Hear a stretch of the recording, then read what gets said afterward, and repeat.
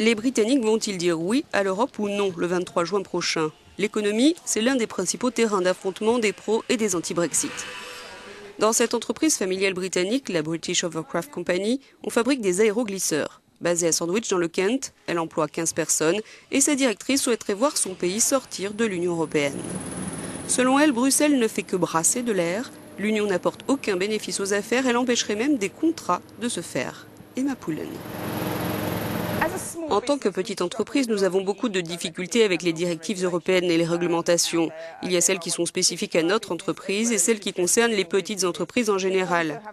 Et puis nous avons aussi un énorme problème quand on veut commercer avec des pays qui sont en dehors de l'Union européenne, comme le Brésil. Il n'y a pas d'accord commercial actuellement entre l'Union européenne et le Brésil et du coup, il est très difficile de faire des affaires avec eux parce que les tarifs douaniers sont très élevés. Environ 80% des aéroglisseurs fabriqués ici quittent la Grande-Bretagne. Ils sont vendus en partie sur le marché européen, mais surtout à des pays extérieurs à l'Union européenne. Dans ce débat, il y a aussi de grandes voix dans le milieu des affaires, y compris ici à Londres, qui veulent rester au sein de l'Union européenne. Ces entrepreneurs affirment, à contrario, qu'être membre de l'Union facilite le commerce et le déplacement des travailleurs, de l'argent et des biens.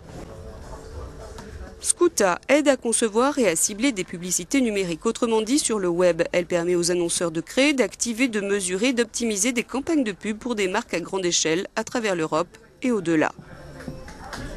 Co-fondatrice de Skoota, Tori Shilcott craint que le Brexit détruise le statut technologique de Londres. Il est objectivement plus rentable, selon elle, de rester membre de l'Union européenne.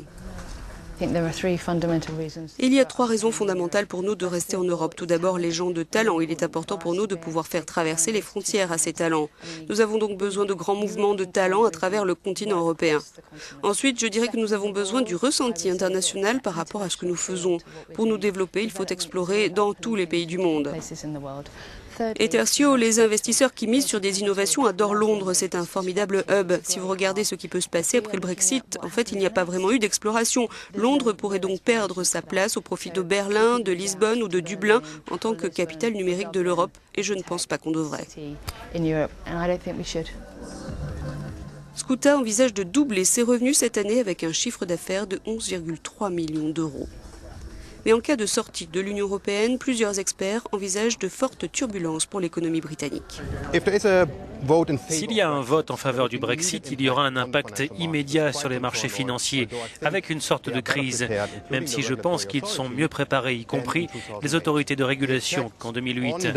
Les effets sur l'économie réelle, sur le commerce au Royaume-Uni se feront sentir plus lentement, mais probablement plus lourdement dans les 2, 3, 4 prochaines années, avec ce degré d'incertitude sur la future relation entre l'Union et le Royaume-Uni, puis en dehors de l'Union, et cela va définitivement freiner les investissements et la croissance.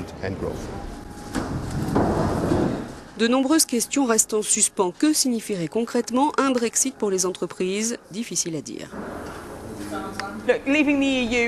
Écoutez, si on quitte l'Union européenne le 24 juin, mon monde ne va pas changer, j'en suis plus que consciente. C'est un objectif à long terme.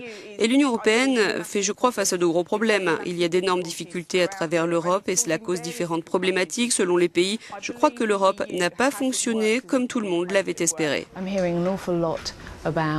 J'entends beaucoup de choses sur la manière dont le Royaume-Uni va s'en sortir, mais je n'entends rien sur ce qui va se passer en termes de nouvelles législations, sur combien de temps ça va prendre.